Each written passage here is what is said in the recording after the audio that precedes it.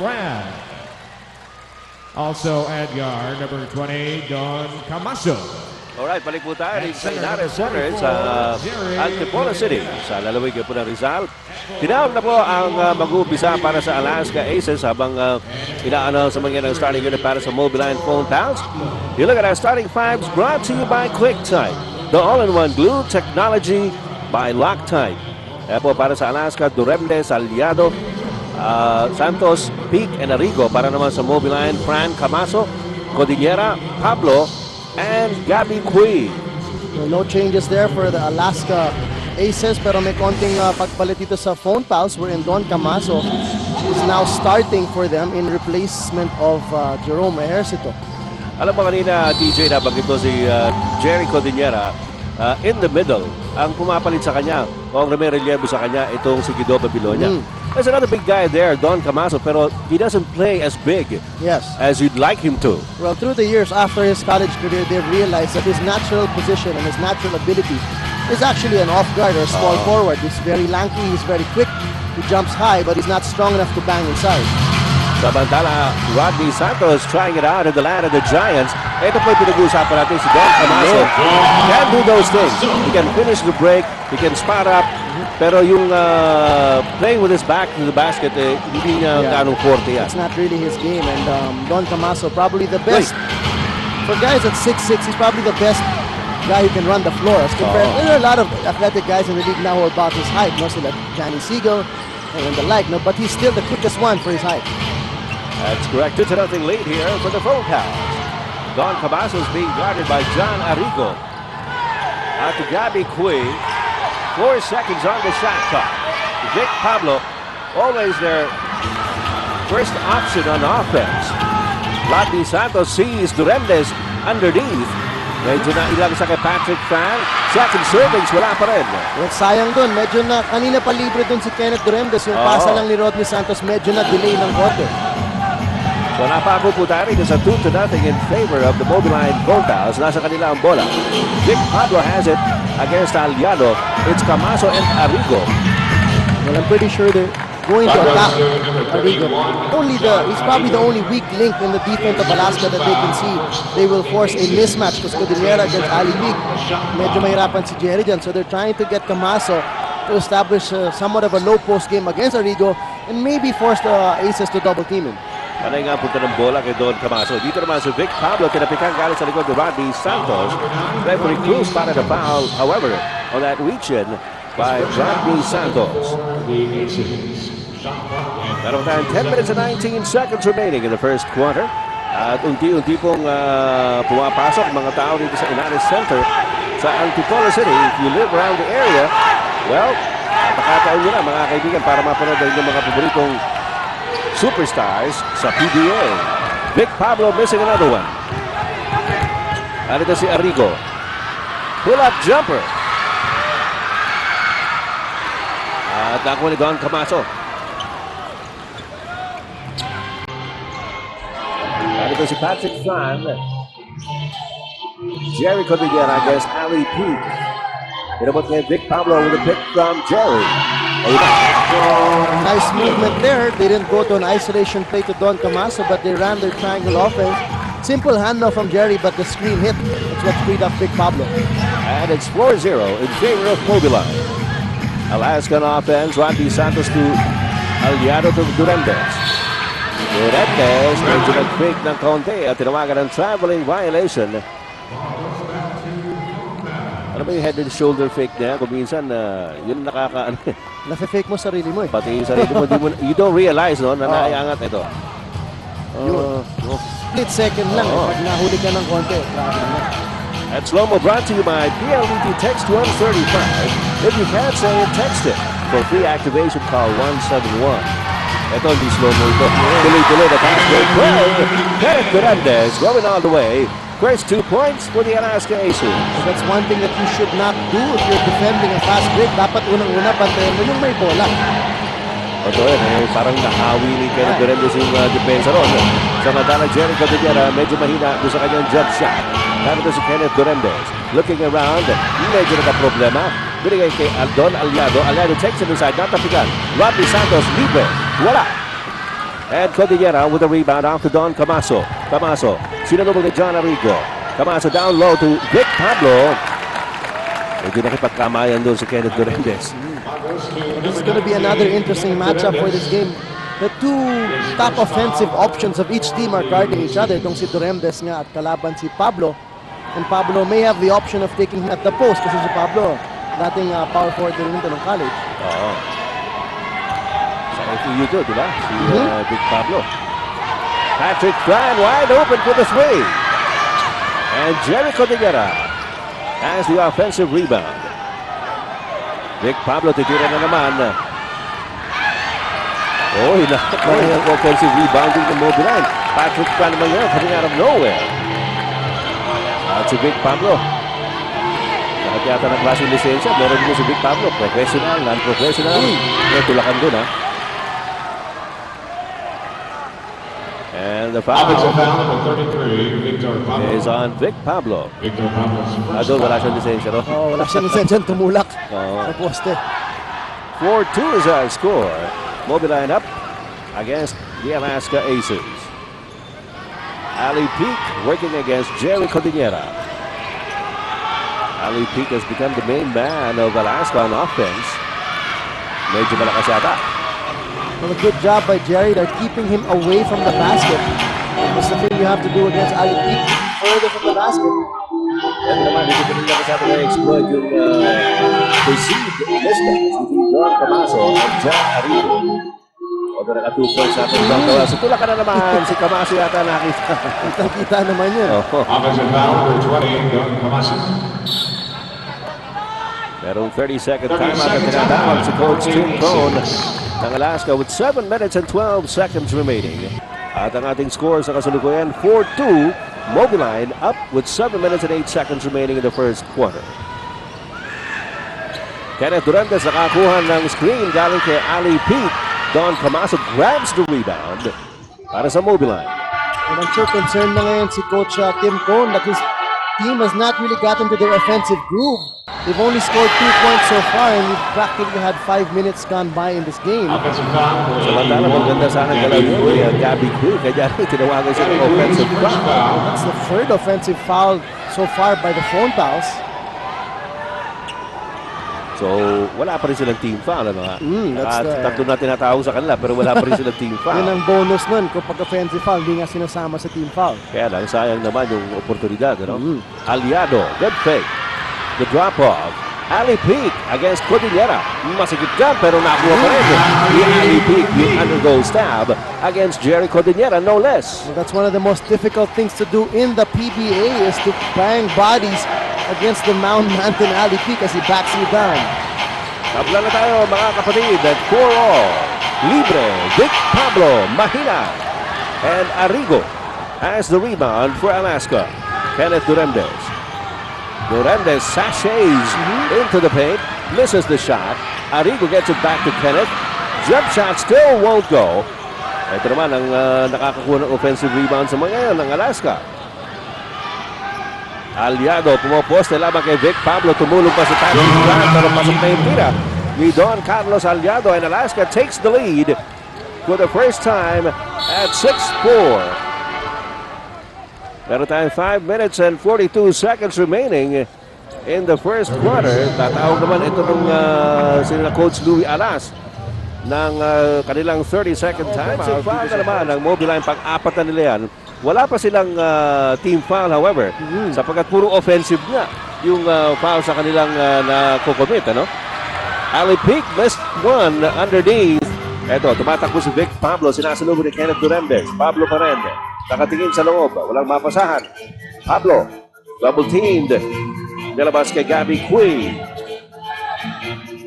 10 seconds pa nalalabis sa kanilang shot clock. Alam mo, sayang yun. Nag-switch na nga ng defenders itong si Pablo at saka si Camaso. Dapat si Pablo na lang yung pumoste dahil bumabantay na sa kanya doon si Arrigo. Meron pa tayong 5 minutes and 6 seconds remaining in the first quarter. Medyo low scoring ito mga kaibigan. 6-4 ang ating score sa pabor po ng Alaska Aces. Well, something a bit reminiscent of the last game of Mobiline wherein they only scored 2 points in the first quarter against Santa Lucia. Oo. Samantala, motik pa mablangka yun, di ba? Oo nga eh. 1 minute and a half na sila nakascore nun. Here's Aliado. Shot clock's winding Ayun down. na, ubus na. Well, this is not the normal Alaska team that we are seeing. They're not as crisp offensively. They're not moving that ball around. Medyo na, kumbaga, namamatay yung play nila dahil ang tagal ng bola sa isang tao. Medyo sinawsaw ng gusto ni Aliado kanina yun eh. Play broken up and a mid-court inbounds para kay Vic Pablo to Don Camaso. Lumalabas si Jerry Cordillera, but instead it goes up to Vic Pablo, top of the key. Patrick Fran, right quarter court jumper, wala. Don Camaso trying to keep it alive para sa Mobiline. Natapik kalabas si John Arrigo.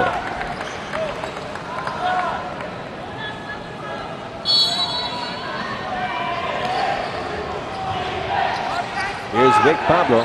Jerry Cordillera humihingi ng pasa. Lamang kay Ali Peak. Cordillera going the other way. Inabot. Super good kasi yung tapa. Galing kay Ali Peak. And the second try. Jerry Cordillera kasama na naman.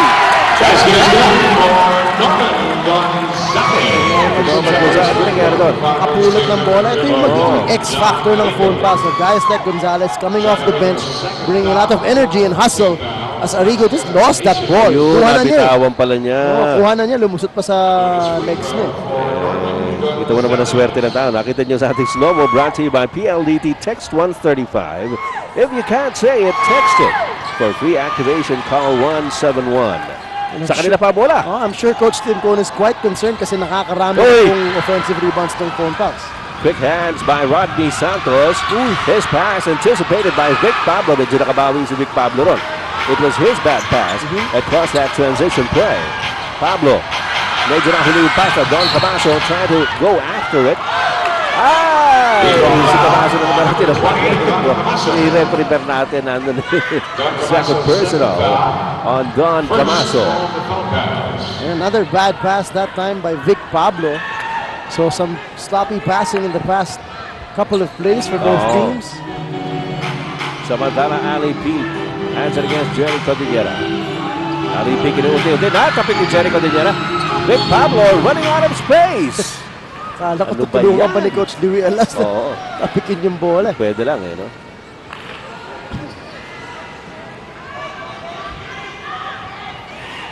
Ikaw ba na-traffic papunta rito sa Antipolo, DJ? Wala no? Inagapan ko ng uso. Tuloy dumating ako ng alas 3. Ayun. I gave allowance for the traffic this time. Ako rin eh. Pero medyo light ang traffic papunta sa Antipolo kanina. Nagsuma na lang ako. Yun. Arrigo trying to beat the buzzer. Norman Gonzalez picks it up para sa Mobiline. Narito si Patrick Fran. Vic Pablo against Aliado. Gonzalez bumoposte lamang kay Kenneth Durendez. Gonzalez pa rin. Inuti-unti si Kenneth Durendez. Lost control. Daming useless fouls ng Phonepals, no? They've collected a bunch of fouls. That's, I think, their 6th foul if you count the 4 offensive fouls, no? Tama. And yung mga fouls na yun, hindi naman yun nagagamit sa depensa. It's not like they challenge a shot. It's not like they went for a steal or a block. It's offensive fouls. Useless loose ball fouls that might have an effect on them in the end of this game. Ganun pa man, there's a steal by Jerry Cordillera off the pass by John Arrigo. Nice! Good shot by Norman Gonzalez to Don Camaso. Ganda ng pasa na yun, ha? Oh, one of the rare times you see the Phonepals running the break, and if they have the advantage, why not? They can do that. They have the lineup that's big enough and that can run. 8-6 in favor of Mobiline. Ali Peak sa ilalim. Yan ang kanyang, kumbaga, teritoryo. Merienda ni Ali Peak yung chinibog si Jericho din at the post. No double coming from the Phonepals at that play. Yes, masabi natin kinain ng buhay. Gonzalez to Vic Pablo. Ayun, yung kanyang palobong tira. Vic Pablo humihirit pa ng, humihirit pa eh. Kaya yung foul. Tinamaan daw siya sa Siko. Eh kung hindi pa na tinamaan yung baka hindi pumasok. Nga eh. Kasi dapat malakas. Aliado. Narito si Kenneth Durendez, Captain Marbel. Ay, hindi ka sana yung ideya. Good idea. Kanya lang medyo off the timeout. Pinasok ni Coach Tim Cone si Brian Gahol. para kay John Arrigo. Mas malaki yan. Samantala, Norman Gonzalez against Brian Gahol. Galabas kay Patrick Fan. 3 seconds on the shot clock. Actually, wala nang pupuntahan si Patrick Fan doon eh. Yun yung mga sayang. You brought down the shot clock to 2 seconds. You played good defense for 22 seconds, but you committed that foul just when Mobiline needed it. So, dalawang free throws po ay bibigyan dito kay Patrick Fan. Traces his roots to Ormoc City. Pero mukhang dito na lumaki ito si Patrick eh. Although yung mga fan na yan, sila na yan doon sa Ormoc. And bayan ni Mayor Codilla. At ni Mrs. Richard Gomez. Yeah, si Lucy Torres. Ganun din.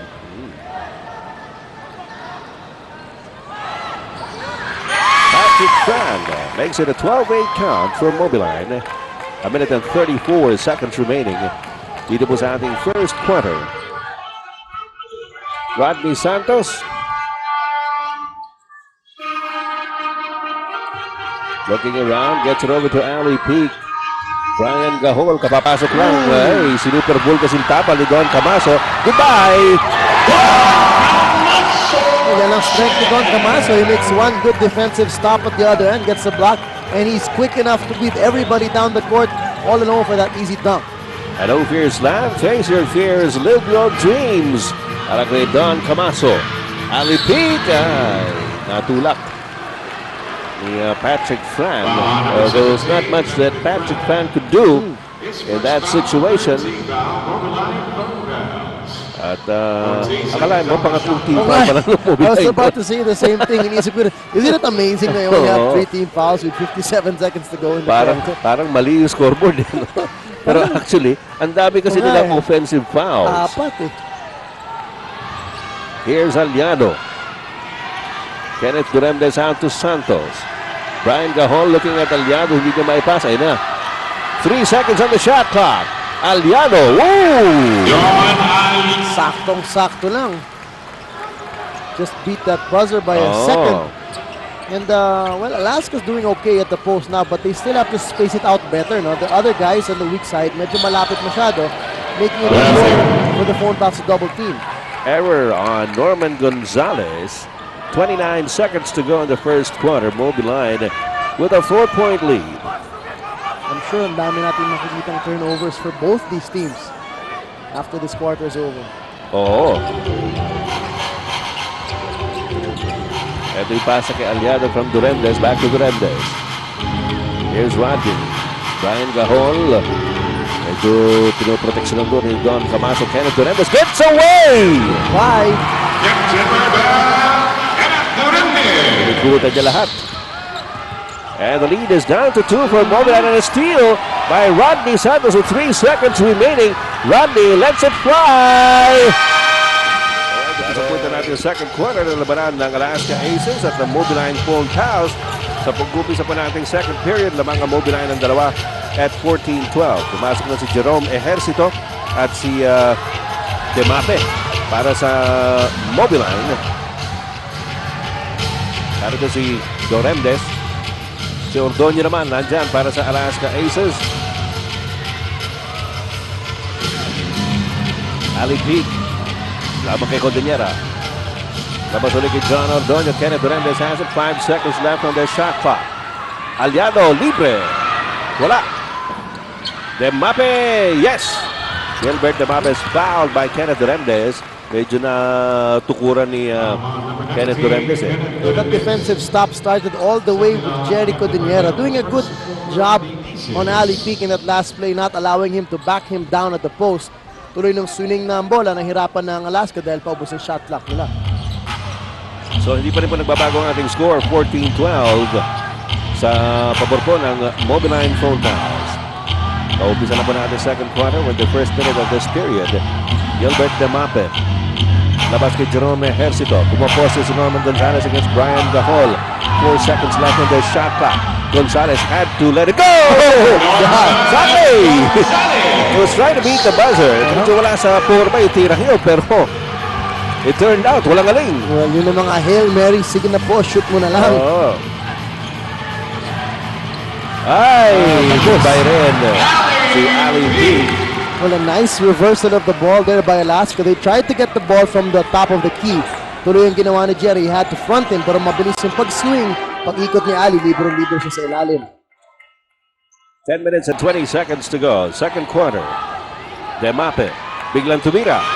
Wala. Demape trying to keep it alive. Dalawa sila ni John James Ordonio. Walkvist for Pero ang tawag ni Italiano. referee Bernarte, it will stay with the Phonepals.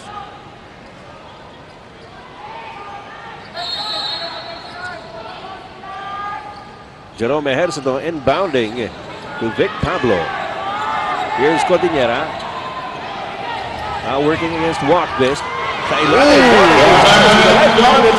Great shot. What a tough move there by Norman Gonzalez. An excellent cut. And Cordillera found him open inside, but still he had to work his way through three defenders. Here's Ali P.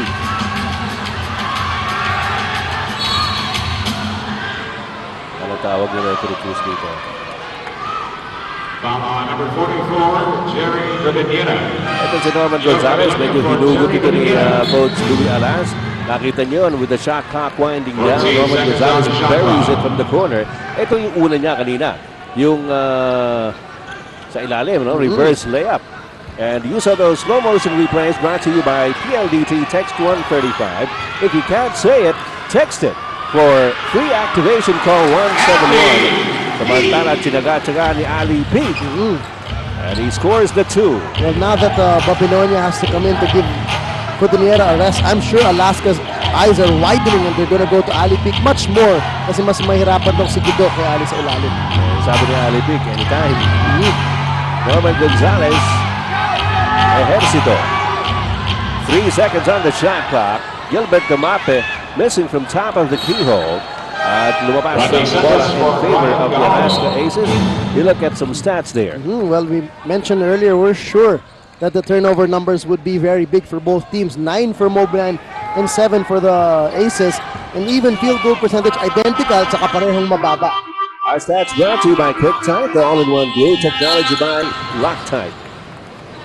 Medyo hinahabol ni Jerome Ejercito si Rodney Santos. Tatawagan si Ejercito ng foul. His first personal. At dito naman sa second quarter, mabilis na nakakuha kaagad ng dalawang team foul ang Mobiline Phonepals. Oh! Near steal by Norman Gonzalez, completed by Gilbert Demape. That pass intended for James Walkvist. Out of this, Vic Pablo. Gonzalez against Ordonio. There's a double team. Ejercito, humihingi na naman ng pasa si Gonzalez. Sensing that mismatch against John Ordonio. And a good job there by Ejercito to decide to repost Gonzalez kasi nag-scramble na yung defense ng Alaska, bumalik sa weak post. So kaya ng 1-1, kaso magandang tapik ni Ordonio.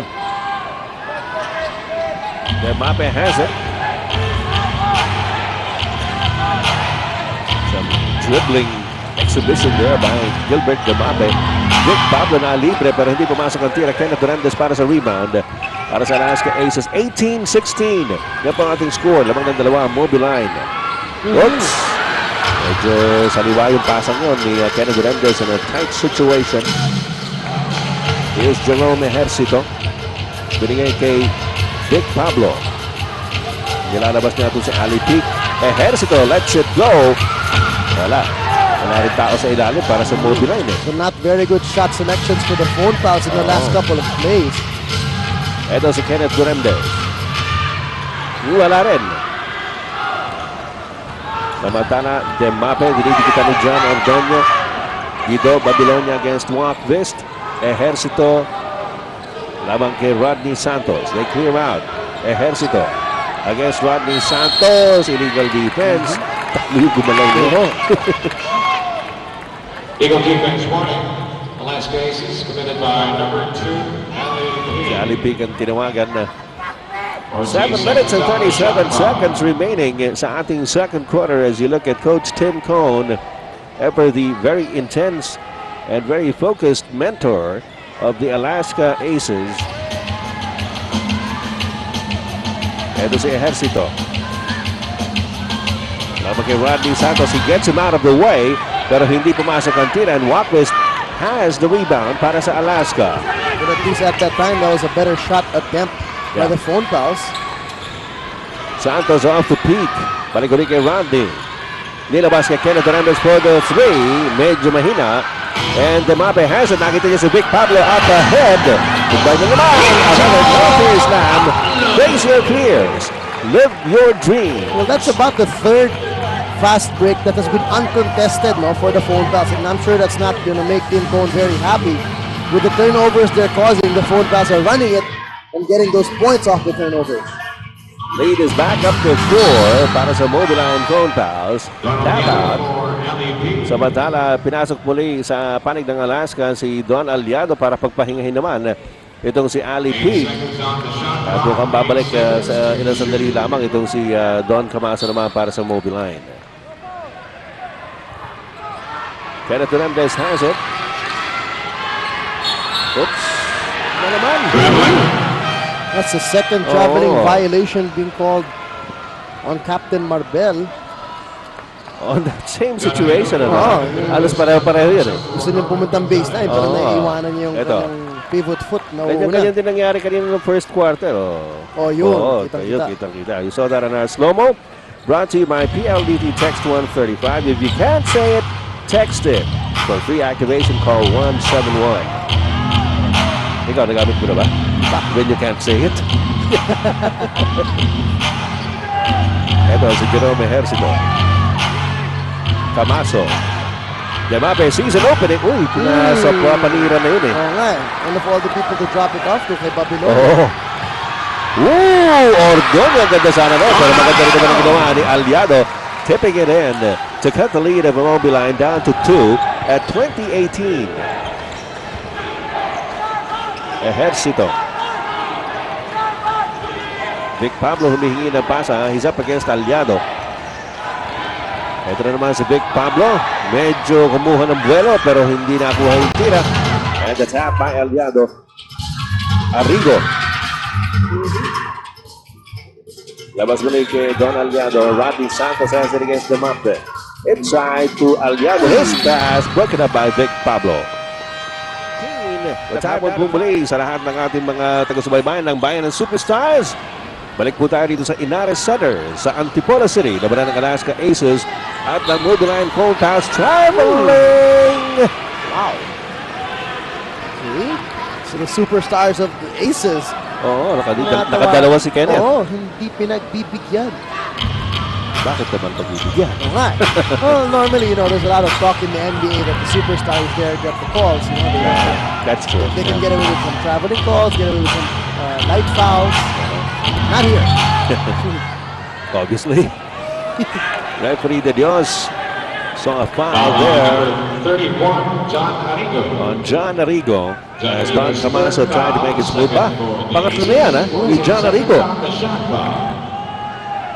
Well, that's what's going to happen when the Phonepals are really planning to attack his defense. Which is what they've been doing since the first quarter, no? And they're going to try that again. Ito, si Don Camaso na naman ang pinuntahan ng Mobiline up against Arrigo. There's the double team. The kick out, Jerome Ejercito. Uy, nakuha ni Demape. Yun yung tirang kanina hindi niya ginawa. Sabi niya, teka, meron ako naiwan dito kanina. 22-18, 4-point lead para sa Mobiline here in the second quarter. Arrigo. Inabot ulit ni Aliado kay Arrigo. Nothing there. Ejercito and Santos both went up for that one. Pero nakuha ni Ordonio. Aliado to Arrigo. Ooh, from behind. Don Camaso with a great steal. Santos is there. Fishing expedition. Alam mo, Ed, you're wondering why Mobiline is actually still up by 4 points because their field goal percentage is not that high. They're really not taking very good shots, but this is what's happening. They're getting a lot of steals. They're forcing Alaska to a bunch of turnovers. They've been converting on those turnovers. Para yung fast break nitong Mobiline. Tsaka pala, pinatawagan po lahat ng mga lasalista. 10 to the Centennial. That's the theme of the De La Salle University Alumni Homecoming on Saturday, March 10. At DLSU Taft Avenue campus at 5 p.m. Class 76 College is hosting the affair, which includes the naming of the Outstanding LaSallian and Sports Hall of Fame awardee. DLSU is celebrating the 90th founding anniversary and their centennial anniversary in 2001, so don't miss the fun. 90th founding anniversary ng LaSalle. Wow, Tanda na pala, no? Medyo matanda lang ng konti yung Letran. Sa amin. Yes. 380 na kami. Oh, konti lang. I did not know that. I was falling right for that trap. 16-20, my friend. Older than Harvard, as a matter of fact. Ali Peak inside.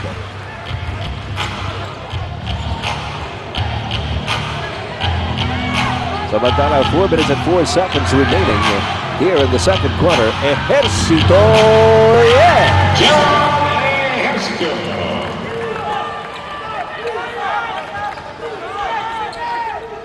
6-point lead, matching the biggest advantage that Mobiline had back in the first quarter. Ang layo na pinanggalingan ni Kenneth Duremdes. This time, he was not called for a walk. Medyo mislide pa siya ron. As a matter of fact, and one ang nakuha niya. Oo. So, having said Kenneth Duremdes to the line for a bonus shot. Ito, nakita nyo yung kanyang ginawa. Meron pang 3 minutes and 42 seconds remaining in the second quarter. Doon po sa mga medyo nagha-happy hour dyan sa iba't ibang mga watering holes. Kamusta po kayo? Ed Pixon po lamang kasama si TJ Manotop. I-dedicate ko isang round sa amin. Another steal by Mobiline. That was Ejercito to Demape. Camaso, labas ulit kay Ejercito. Ejercito fakes off Walkvist. At sabi ng Ejercito, may oras pa kami. Ito yung magmamadali. Smart decision there. He wanted the refs to call an illegal defense pero wala akong tawag. Uy, Gusto-gustutan sa ilalim. He just couldn't resist it. Yep. Well, perimeter shooting is 0 for 12. The Phonepals 3 for 17. And alam mo, Ed, that's one of the reasons why Alaska is having a hard time to get their points in the paint kasi yung defense ng Phonepals masigit pa. They haven't hit their outside shots to open up that defense. Eh, mga stats po na yun, mga kaibigan. Hatid sa inyo na quick time. The all-in-one glue technology by Loctite. Asking for a foul. Hindi, wala. Hindi nila. Natapik daw yung bola ng Mobiline. Kaya si Coach Tim Cole, medyo umaapila pa kay Referee De Dios. Pero Referee De Dios is nonplussed. 2 minutes 57 seconds to go. Second quarter. Ejercito, laban kay Ordonio. Biglang tumihit. These are the things that the Phonepals have to start doing and doing well. Ito yung nagpahabol sa kanilang kalaban ng Santa Lucia nung pinuposte nila yung mga guardia like Ejercito and Ravenna. Nako. Ayan, yung mga turnover na hindi na yung problema na Alaska, which just happened a while ago. Another one. So 7 na ang turnovers ng Alaska. Those stats brought to you by QuickTime, the all-in-one glue technology by Loctite.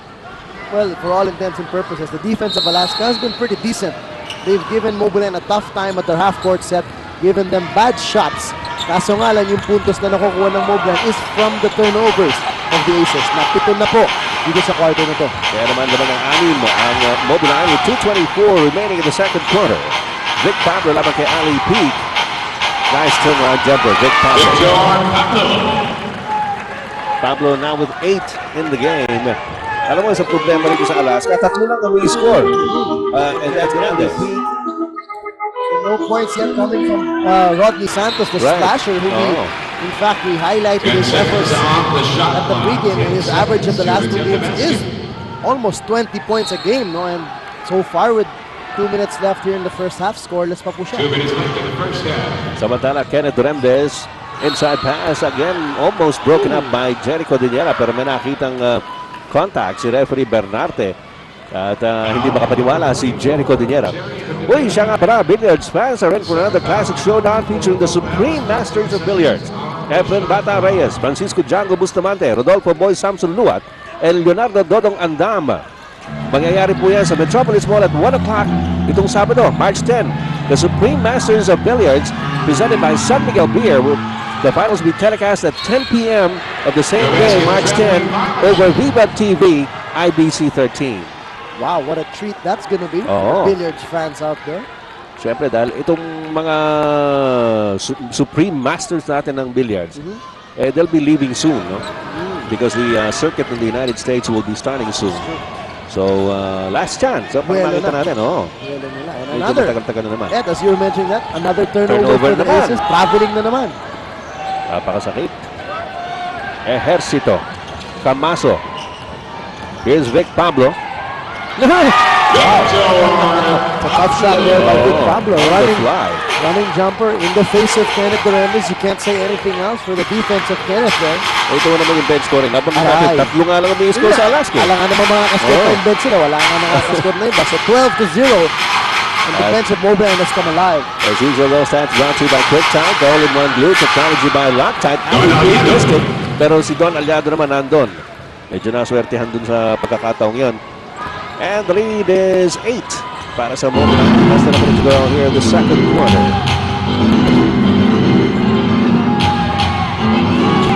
Ejercito against Ordonio.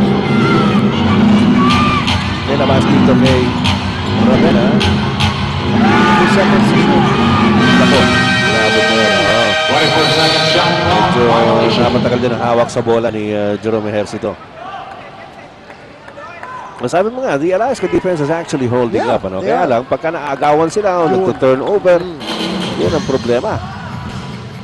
Well, another problem is, of course, their offense. They're not putting the points on the board. Right. Let's try Kenneth. Camaso. Off to Vic Pablo. And Jenny Cordillera. Cordillera running the floor well for the Phonepals. So, yung kumpiyansa ng Mobiline nandiyan na. It's actually reminiscent of what they had against San Miguel.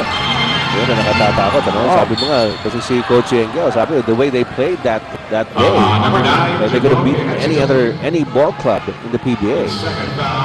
Well, since they beat the league leaders Well, that time. very true. Kung yung pinakamagaling niya, matatalo mo, syempre naman. Lahat ng iba kaya rin. Pero pa tayo, 2.6 seconds remaining in the second quarter. Catch and shoot. Kenneth!